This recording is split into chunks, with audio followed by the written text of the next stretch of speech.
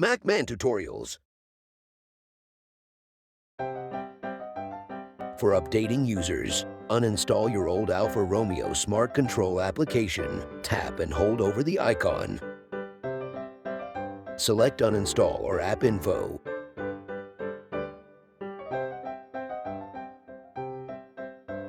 Then uninstall the application. Open your Bluetooth settings and delete or unpair MACMAN tool device.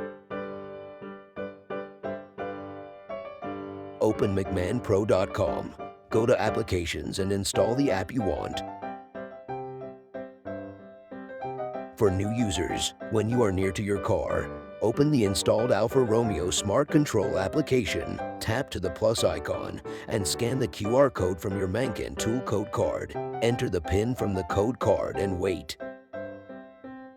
Enter some cool name of your car.